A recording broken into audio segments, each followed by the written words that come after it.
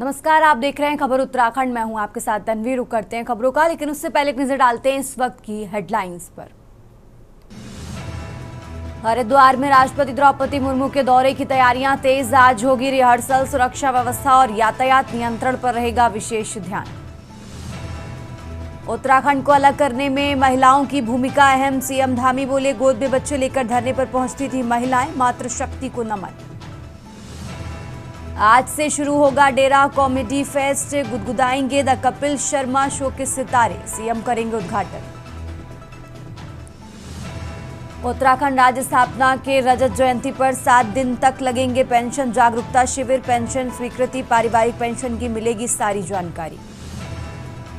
उत्तराखंड लोक सेवा आयोग ने प्रधानाचार्य पद पर भर्ती को किया रद्द। 8 फरवरी को होनी थी परीक्षा। रुड़की में आज से निर्धारित शेड्यूल पर चलेंगी जम्मू रूट की 4 ट्रेनें। आपदा के कारण प्रभावित हुई थी ट्रेनें। आप देख रहे हैं के न्यूज, खबरों का सारथी। और अब रुक करते हैं खबरों का। खबर हरिद्वार से है, जहां अखाड़ा परिषद के राष्ट्रीय प्रवक्ता और बड़ा उदासीन अखाड़ा के कोठारी महंत मोहनदास जी की गुमशुदा की जांच अब सीबीआई करेगी। 16 सितंबर से लापता कोठारी को लेकर सुखदेव मुनि की याचिका पर हाईकोर्ट ने यह निर्देश जारी किया है।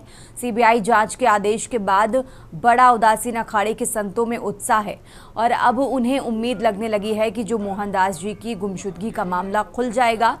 दरअसल 16 सितंबर को महंत अपने एक साथी के साथ हरिद्वार से प्रयागराज के लिए ट्रेन में बैठे थे, जिसमें बताया जा रहा कि ट्रेन से उन्होंने अपने सहयोगी को खाना लेने के लिए भेजा और उसके बाद से वो लापता हो गए। राज्य सरकार की ओर से पहले इसमें एसआईटी फिर सीबीसीआईडी को जांच सौंपी गई, लेकिन कोई नतीजा नहीं निकला। अब अखाड़े के संतों का कहना है कि देश के सर्वश्रेष्ठ जांच एजेंसी को इस मामले की जांच सौंपी गई है, जिससे वे पूरी तरह से इस मामले की जांच करेंगे।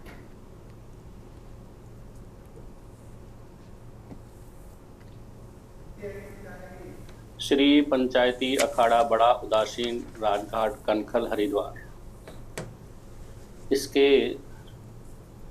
पूर्व में हमारे कोठारी रहे मोहनदास जी, जो लगभग 8 साल से लापता हैं, उनकी पहले एसआईटी जांच हुई, उसके बाद में सीबीसीआईडी जांच हुई और जांच में पूर्ण रूप से वो सफल नहीं हुए, किसी विशेष तथ्य तक नहीं पहुंच पाए। या तो उनके मृत्यु की सूचना हो या फिर कोई उनके जीवन की सूचना हो, जीवित हैं तो कहाँ पर हैं।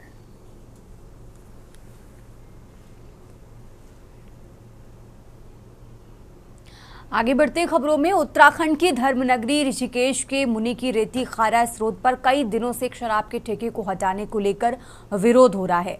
प्रदर्शनकारियों को पुलिस ने बलपूर्वक हटाया गया है। बीते दिनों शराब के ठेके के पास हुई युवक की हत्या के बाद से प्रदर्शनकारी शराब के ठेके को बंद करने की मांग को लेकर प्रदर्शन कर रहे हैं, जिसको लेकर बड़ी संख्या में पुलिस बल तैनात है। हालांकि इस घटना को लगभग 5 दिन से ज्यादा बीत चुके हैं। इसके बाद पुलिस और आबकारी विभाग की संयुक्त टीम ने विवादित शराब की दुकान को फिर से खोल दिया है, जिसको लेकर विपक्ष दलों ने सरकार व आबकारी आयुक्त पर गंभीर सवाल खड़े कर दिए हैं। ये रिपोर्ट देखिए। आपको बता दें कि अंग्रेजी शराब की दुकान के विरोध में 5वें दिन यानी गुरुवार को भी स्थानीय लोग धरना प्रदर्शन के लिए एकत्रित हुए थे। इस दौरान अनशन पर बैठे 2 युवकों की तबीयत ठीक नहीं होने का हवाला देते हुए पुलिस और आबकारी विभाग की टीम ने उन्हें उठाकर एम्स अस्पताल में भर्ती कराया।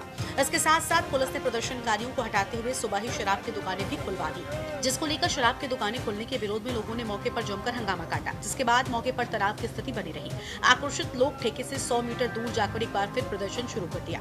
प्रदर्शनकारियों ने नारेबाजी करते हुए सरकार की मंशा पर भी सवाल उठाए। प्रदर्शनकारियों का कहना है कि ये कुंभ और तीर्थ क्षेत्र होने के बावजूद भी शराब की दुकान खोली गई है। जानकारी के लिए आपको बता दें कि इसी शराब के ठेके के बाहर 5 दिन पहले ही स्थानीय युवक ने अपने पड़ोसी को शराब के नशे में मौत की घाट उतार दिया था। अजेंद्र कंडारी की हत्या के बाद से ही क्षेत्र के लोगों में आक्रोश है। लोगों का कहना है कि ठेका खुलने के बाद से ही क्षेत्र का माहौल खराब हो गया है। वहीं कई दिन से अंग्रेजी शराब का ठेका बंद होने से सरकार को रोजाना लाखों रुपयों का नुकसान उठाना पड़ रहा है। ये तानाशाही जो है, और आप देखिए जो संवेदनहीनता इस प्रदेश की इस नरेंद्र विधानसभा को देखने को मिल रही है। ये अराजकता की जो स्थिति दिन प्रतिदिन इस विधानसभा में बढ़ती जा रही है। लोग ये कह रहे हैं कि अब ये देवताओं की भूमि नहीं है। कभी हम कहा करते थे कि बिहार में, उत्तर प्रदेश में जंगल राज हुआ करता था और हमने उत्तर प्रदेश से पृथक राज्य इसलिए लिया कि हम अपने पहाड़ को, इसकी साज सज्जा को और शहीदों के जो सपने हैं उसके बलिदान को सजा के यहाँ पर रखें और उनके सपनों का इस उत्तराखंड को बना के रखें, परंतु ये होने नहीं देंगे। जब तक यहाँ के मुखिया शराब की तस्करी करते रहेंगे, जब तक खुला यहाँ पर शराब बेचा जाएगा, चाहे वो सूखा नशा हो चाहे आपका शराब का नशा हो, जब तक ये होता रहेगा तब तक यहाँ कोई सुनने वाला नहीं होगा। क्योंकि आप देख सकते हैं कि आज इनके तहसीलदार, इनके पटवारी, इनके पुलिस की सारा पूरा महकमा, सरकारी महकमा खुलेआम शराब की बिक्री करवा रहा है।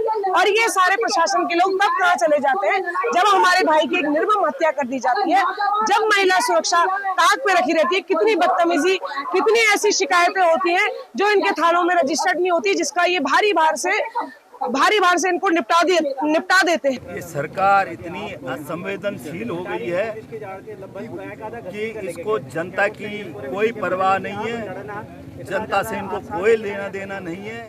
इनका काम सिर्फ और सिर्फ इस शराब व्यवसायी अरविंद रावत की शराब को बिकवाना रह गया है। इसके अलावा इनका कोई दूसरा काम नहीं रह गया है।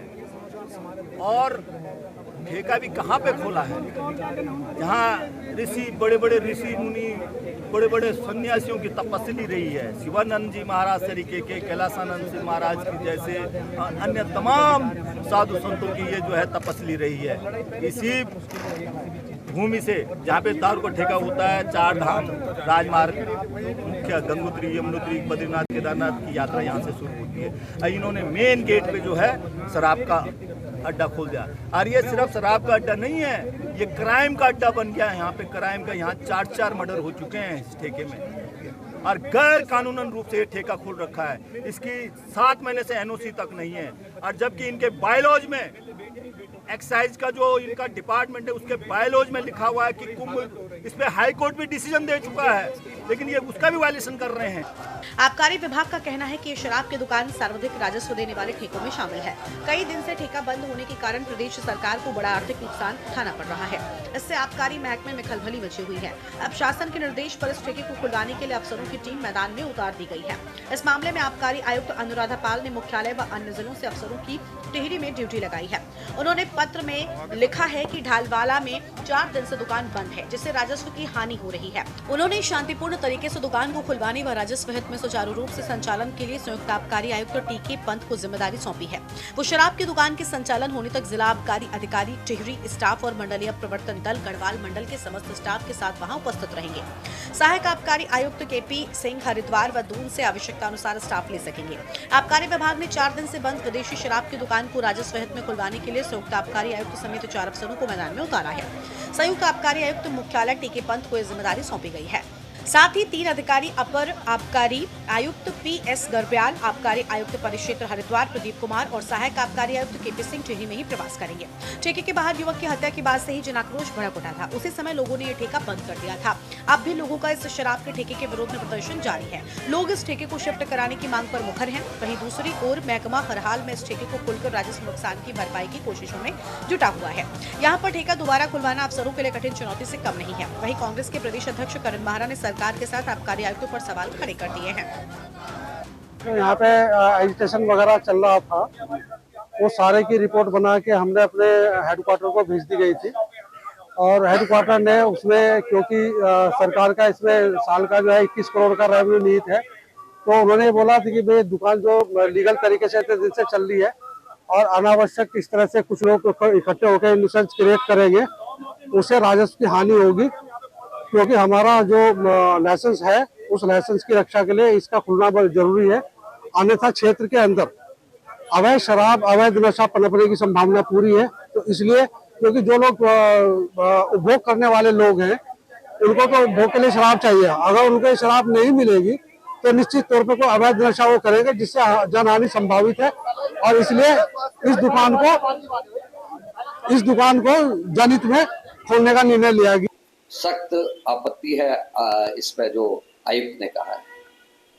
भाई वहां मर्डर हुआ, सरकार को चाहिए कि वो जो हत्या हुई है ढालवाला में, उसकी जांच करें।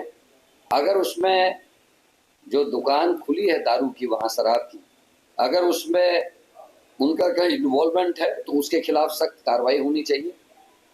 वहाँ हमारे पूर्व विधायक ओम गोपाल जी, हमारे ब्लॉक अध्यक्ष उत्तम असवाल जी, ये लोग डटे पड़े हैं। कांग्रेस का पूरा समर्थन उनके साथ है और ये माफिया नहीं है। अगर कोई ओम गोपाल रावत को या उत्तम असवाल जो जिला पंचायत के सदस्य भी और कांग्रेस के जिला अध्यक्ष भी हैं, अगर उनको माफिया कह रहा तो इसकी सजा उनको मिलनी चाहिए। देखिए, सबसे पहले तो वहाँ पर ये जंगलात की ज़मीन थी और जंगलात की ज़मीन पर इस प्रकार का वहाँ पर जो ठेका जो खोला गया है वो बहुत ही गलत है। ऊपर से जो चार धाम यात्रा मार्ग है, मार्ग पर भी ठेका का होना ये भी बहुत गलत है। जबकि हम लोग सनातन की बात करते हैं और ये देवभूमि है, तो यहाँ पर तो यात्रा मार्ग पर दारू के ठेके और मांस की दुकानें भी होना वर्जित था। इसके बावजूद भी जो वर्तमान सरकार ने जो तानाशाही करके वहाँ पर जो ये ठेका खोला हुआ है और बावजूद जो लोकल लोगों के विरोध और उत्तराखंड क्रांति दल के भारी विरोध के बाद भी जो वहाँ पर पुलिस के अगुवाई में वहाँ पर जो ठेका चल रहा है, ये बहुत ही दयनीय, बहुत ही दुखद घटना है।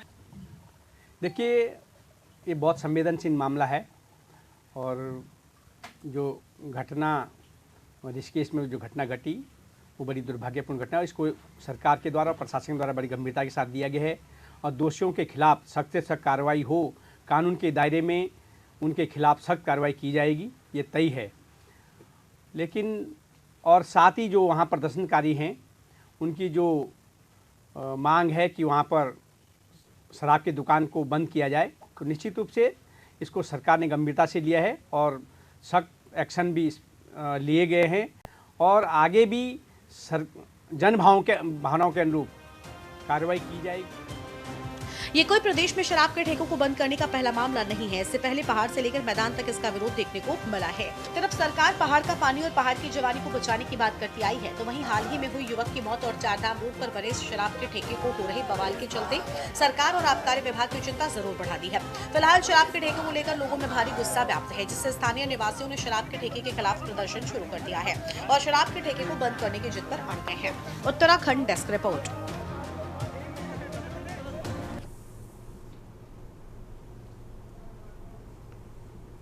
आगे बढ़ते खबरों में, उत्तराखंड सरकार द्वारा ग्रामीण क्षेत्रों को विकास प्राधिकरण में शामिल करने के विरोध में बैलपड़ाव क्षेत्र के ग्रामीणों ने उप जिलाधिकारी कालाढूंगी के माध्यम से मुख्यमंत्री को एक ज्ञापन प्रेषित किया है। ग्रामीणों का कहना है कि प्राधिकरण में शामिल किए जाने से ग्रामीणों को भवन निर्माण करने में बहुत कठिनाइयों का सामना करना पड़ रहा। भारतीय किसान यूनियन के जिला अध्यक्ष भगवान सिंह रौतेला ने कहा कि सरकार द्वारा ग्रामीण क्षेत्रों को जिला विकास प्राधिकरण में जोड़ने से ग्रामीण क्षेत्रों में रहने वाले लोगों को बहुत परेशानियों का सामना करना पड़ रहा है। उन्होंने कहा कि अगर जल्द ही सरकार द्वारा ग्रामीण क्षेत्रों को विकास प्राधिकरण से हटाकर वापस पूर्ववत नहीं किया जाएगा तो सरकार को एक बड़े आंदोलन का सामना करना पड़ेगा।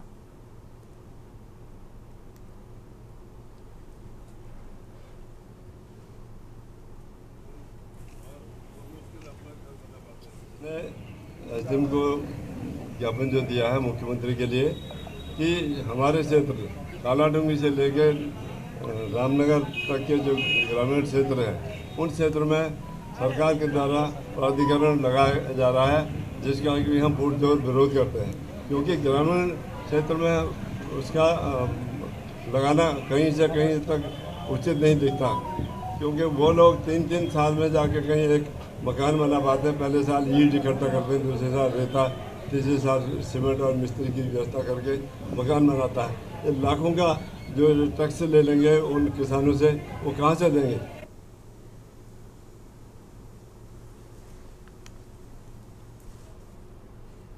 आगे बढ़ते हैं खबरों में, उत्तराखंड हाईकोर्ट ने नैनीताल जिला पंचायत अध्यक्ष व उपाध्यक्ष पद के चुनाव के दौरान 14 अगस्त को हुई घटना 5 सदस्यों के कथित अपहरण को लेकर स्वतः संज्ञान लेकर दायर जनहित याचिका पर सुनवाई की।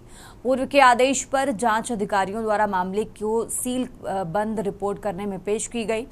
कोर्ट जांच अधिकारियों की रिपोर्ट पर सवाल उठाते हुए 28 नवंबर तक संपूर्ण जांच रिपोर्ट पेश करने को कहा गया। मामले की सुनवाई के लिए कोर्ट ने 28 नवंबर की तारीख तय की है और हुई सुनवाई पर सरकार व मामले की जांच कर रहे 4 आईओ कोर्ट में पेश हुए। उनके द्वारा कहा गया कि मामले की जांच चल रही है। उनके द्वारा घटना के दिन के 4 मुकदमे दर्ज किए गए। कई लोगों से पूछताछ की जा रही है। आपको बता दें कि 14 अगस्त को कोर्ट ने नैनीताल के जिला पंचायत के अध्यक्ष व उपाध्यक्ष के चुनाव के दौरान उनके सदस्यों का अपहरण करने के मामले में ये सुनवाई की है। आज परसों पिछले 2 दिन पहले ही मैटर लगा हुआ था, लेकिन जो उनको कहा गया था, डायरेक्शन दिए थे हाई कोर्ट ने कि सील्ड कवर में जो तुम इन्वेस्टिगेशन कर रहे हैं इन केसेस में, जितनी एफआईआर है उसकी हमें समय समय पर रिपोर्ट दो। तो उस दिन उन्होंने सील्ड कवर में रिपोर्ट नहीं ला पाए थे। तो आज की वो डेट सील्ड कवर में रिपोर्ट पेश करने के लिए थी। तो जितने आईओ आए थे अपनी अपनी रिपोर्ट लेके सील्ड कवर में कोर्ट को दी गई। कोर्ट ने पढ़ा, लेकिन कोर्ट को ऐसा हमें लगता है कि संतुष्ट नहीं थे। कोर्ट ने साफ साफ पूछा कि कुछ लोग जिनके इन्हीं में से जो लोग हैं जिनके खिलाफ गैंगस्टर एक्ट इन्वोक हुआ और पर्टिकुलरली आनंद धर्मवाल के खिलाफ क्या हुआ, तो उन्होंने कहा कि साहब हमने उनका भी लिया। 27 लोगों के करीब हमने उसको राउंड अप किया है, 2 लोगों को अरेस्ट किया है। आगे बढ़ते हैं खबरों में। सरोवर नगरी नैनीताल में लौह पुरुष सरदार वल्लभ भाई पटेल की 150वीं जयंती के अवसर पर रन फॉर यूनिटी कार्यक्रम आयोजित किया गया। जिलाधिकारी नैनीताल ने हरी झंडी दिखाकर कार्यक्रम का शुभारंभ किया। नैनीताल में लौह पुरुष सरदार वल्लभ भाई पटेल की 150वीं जयंती के अवसर पर नैनीताल पुलिस ने रन फॉर यूनिटी कार्यक्रम का आयोजन किया। कार्यक्रम में स्कूली छात्र छात्राओं, व्यापारी, पुलिस कर्मियों और प्रशासनिक अधिकारियों ने भाग लेकर राष्ट्रीय एकता और अखंडता का संदेश दिया। वहीं जिलाधिकारी नैनीताल ललित मोहन रॉयल ने उन्होंने सभी प्रतिभागियों को राष्ट्रीय एकता की शपथ दिलाई और हरी झंडी दिखाकर कार्यक्रम का शुभारंभ किया।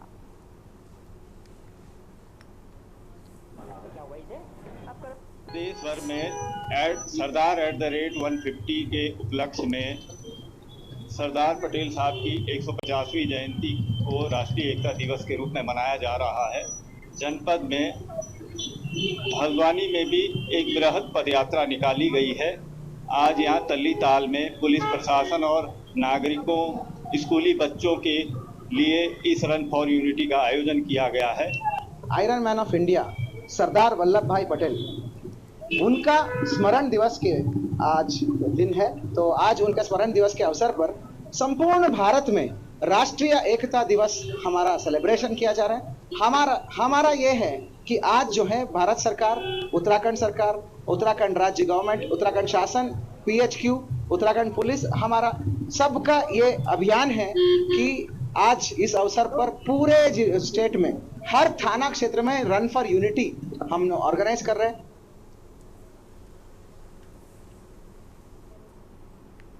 आगे बढ़ते हैं खबरों में। हल्द्वानी के लालकुआ कोतवाली क्षेत्र में स्कॉर्पियो सवार 3 युवकों को एक महिला से छेड़छाड़ करना महंगा पड़ गया। पहले तो महिला और उसके परिजनों ने तीनों युवकों की जमकर पिटाई की और बाद में उन्हें पुलिस के हवाले कर दिया। इस दौरान महिला ने वाहन में पत्थर मारकर वाहन को क्षतिग्रस्त कर दिया। पुलिस ने तीनों आरोपियों को गिरफ्तार करते हुए वाहन को कब्जे में लेकर मुकदमा दर्ज कर लिया है। जानकारी के मुताबिक लालकुआ निवासी एक महिला और युवती हाईवे किनारे सड़क में टहल रहे थे, तभी वहां पर एक स्कॉर्पियो कार आ गई और महिला के साथ छेड़छाड़ करने लगी। इस दौरान महिला ने मौके पर परिजनों को बुलाया और फिर महिला पक्ष के लोगों ने तीनों युवकों की जमकर पिटाई की। अपराधी के साथ इसमें आपने जरूर ठीक है ना, उसको हाईलाइट करना है और एक जो है इसमें उनकी भी घोषणा कराना शुरू करें। ठीक है, छोटा छोटा जितना बड़ा वर्कआउट हुआ उस हिसाब से इसमें थोड़ा थोड़ा प्राइस हो जाए, चाहे 500-1000 रुपये का हो जाए, बड़े में बड़ा हो जाए, तो थोड़ा सा इन लोगों का मोटिवेशन बना रहेगा। ठीक है, हाँ उसमें डलवा देना। और थोड़ा ये एक मामला कल रात लालकुआ थाना क्षेत्र में प्रकाश में आया था, जिसमें एक महिला के साथ छेड़छाड़ की गई थी। इसमें 3 अभियुक्त जो हैं वो इन्वॉल्व थे और तीनों अभियुक्तों को इसमें जो है टीम बना करके हम लोगों ने तत्काल 2 घंटे के अंदर इनकी अरेस्टिंग हम लोगों ने सुनिश्चित की है और इसमें इनके विरुद्ध अभियोग पंजीकृत करके अब इनको माननीय न्यायालय के समक्ष प्रस्तुत किया जा रहा है। ये बेसिकली रीजन एग्जामिन हम लोगों ने किया था, क्योंकि आसपास जो इलाका है कि ये कामकाजी महिला थी या रैंडम कहीं मतलब घूमने के लिए ये लोग निकले थे वहाँ पे, तो हम उसको एग्जामिन कर रहे हैं और आसपास जहाँ पर भी ये घटनाएं होती हैं इसके भी हॉटस्पॉट हम लोग चिन्हित कर रहे हैं। जहाँ पे भी इस प्रकार की छेड़खानी की घटनाएं होती हैं वहाँ पर हम लोग प्रिवेंटिव पहले से ही ड्यूटी लगा करके उसको हम लोग इंश्योर करेंगे कि इस प्रकार की घटनाओं की पुनरावृत्ति न हो और हल्द्वानी जो है महिलाओं के लिए एज ए होल पूरा एक सुरक्षित माहौल उनको मिले। और जहाँ पे आराम से अपना कामकाज और बाकी दैनिक कार्य वो अपने संपादित कर सकें। और अब खबर विकासनगर से है, जहां लौह पुरुष सरदार वल्लभ भाई पटेल की 150वीं जयंती के उपलक्ष्य में पचवादून क्षेत्र में पुलिस द्वारा रन फॉर यूनिटी कार्यक्रम के तहत एक भव्य मैराथन का आयोजन किया गया। विकासनगर, कालसी, सहसपुर और सेलाकुई में रन फॉर यूनिटी का आयोजन किया गया, जिसके चलते विकासनगर में बाजार से शुरू हुई इस मैराथन में स्थानीय विद्यालयों के छात्र छात्राओं, शिक्षकों और सरकारी एवं गैर सरकारी संगठनों के अधिकारी, कर्मचारियों, जनप्रतिनिधियों ने भाग लिया। जो 31 अक्टूबर है ये हमारे श्रद्धेय सरदार वल्लभ भाई पटेल का जन्म दिवस है और आज 150वीं जयंती के उपलक्ष्य में विशेष कार्यक्रम आयोजित करने के लिए हमें हमारे जो उच्चाधिकारी हैं उनके द्वारा निर्देशित किया गया था और ये हमारे पूरे प्रदेश में, पूरे देश में ये कार्यक्रम किया जा रहा है। डिस्ट्रिक्ट पुलिस देहरादून के मार्गनिर्देशन में, एसएसपी देहरादून के मार्गनिर्देशन में कोतवाली विकासनगर के इंस्पेक्टर गोसाई साहब और उनके पूरी टीम के द्वारा ये रन फॉर यूनिटी का आयोजन किया गया था विकासनगर में। उत्तराखंड सैन्य धाम एक बार फिर से चर्चाओं में है। पीएम मोदी के उत्तराखंड दौरे से पहले अब इस मामले पर सियासत भी तेज हो गई। उक्त मामले में पूर्व मुख्यमंत्री हरीश रावत ने मोर्चा खोला था। वहीं हल्द्वानी पहुंचे सुबोध उनियाल ने भी हरीश रावत के सैन्य धाम प्रकरण पर आए बयान पर पलटवार किया। आपको बता दें कि राज्य स्थापना दिवस कार्यक्रमों के तहत राष्ट्रपति और प्रधानमंत्री का उत्तराखंड दौरा प्रस्तावित है और इस दौरान पीएम मोदी उत्तराखंड में बने 5वें धाम के रूप में देहरादून गुनियाल गांव में नवनिर्मित सैन्य धाम का लोकार्पण भी कर सकते हैं। लेकिन सैन्य धाम पिछले लंबे समय से लगातार विवादों में रहा है। समय समय पर सैनिक धाम को लेकर अलग अलग विवादों का सामना करना पड़ा, जिसके बाद कांग्रेस के दिग्गज नेता हरीश रावत का भी इस पर बयान आया था। मुख्यमंत्री हरीश रावत ने सैन्य धाम निर्माण में हुई गड़बड़ियों को लेकर बयान दिया। उन्होंने कहा कि जहां पर बलिदान और शौर्य गाथाओं का प्रतीक सैन्य धाम बनाया गया है, उसी सैन्य धाम निर्माण की नींव भ्रष्टाचार पर रखी गई है। उन्होंने कहा कि इससे भ्रष्टाचार की पराकाष्ठा क्या होगी। खेल और नाले को घेर कर सैन्य धाम बना दिया गया।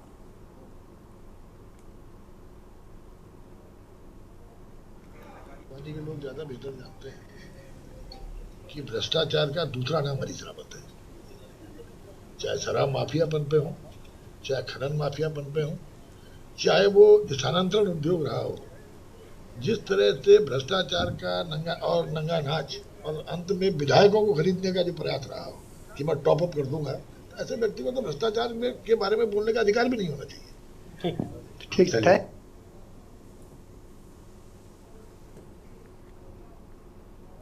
रुड़की में जिला कांग्रेस कमेटी महानगर कार्यालय पर देश के प्रथम गृह मंत्री भारत रत्न सरदार वल्लभ भाई पटेल की जयंती और भारत रत्न पूर्व प्रधानमंत्री इंदिरा गांधी की पुण्यतिथि पर श्रद्धांजलि सभा और गोष्ठी का आयोजन किया गया।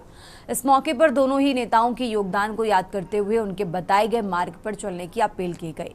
कार्यक्रम की अध्यक्षता पूर्व राज्य मंत्री और चेयरमैन शमशाद ने की, जबकि संचालन महानगर जिला महामंत्री उमेद गाजी ने किया। सभा में मौजूद कांग्रेस कार्यकर्ताओं ने सबसे पहले दोनों महान नेताओं के चित्रों पर फूल अर्पित किए, उन्हें श्रद्धांजलि दी। उन्होंने कहा कि सरदार पटेल ने देश की 565 रियासतों को एकजुट कर भारत का नक्शा बनाया। वहीं इंदिरा गांधी ने देश की सुरक्षा और सम्मान के लिए ऐसे फैसले लिए जिन्हें इतिहास हमेशा याद रखेगा।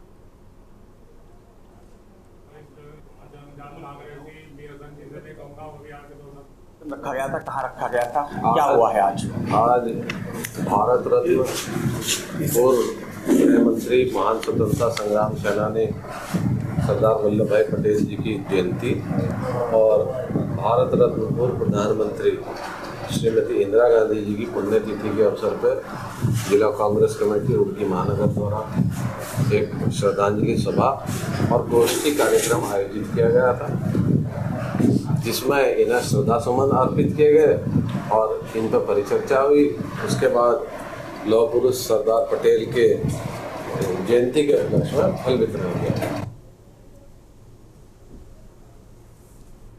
और अब खबर रुड़की से है, जहां उत्तराखंड के किसानों में गन्ना मूल्य ना बढ़ाए जाने को लेकर काफी आक्रोश देखने को मिल रहा है। जब से उत्तर प्रदेश सरकार ने इस साल गन्ने के रेट पर 30 रुपए की बढ़ोतरी की, तब से किसानों में और भी ज्यादा आक्रोश है। किसानों का कहना है कि पिछले साल भी उत्तराखंड सरकार की तरफ से कोई मूल्य निर्धारित नहीं किया गया था और इस बार भी गन्ने का कोई मूल्य निर्धारित नहीं किया गया है। हालांकि कुछ समय में शुगर मिलों का पेराई सत्र शुरू होने वाला है, पर सरकार किसानों की परेशानियों को हमेशा से अनदेखी करती आ रही है।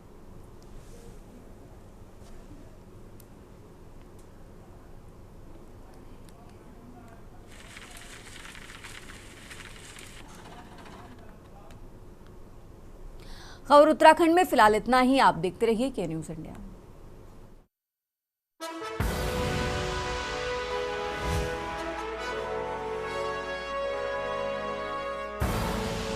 आप देख रहे हैं के न्यूज़, खबरों का सारथी।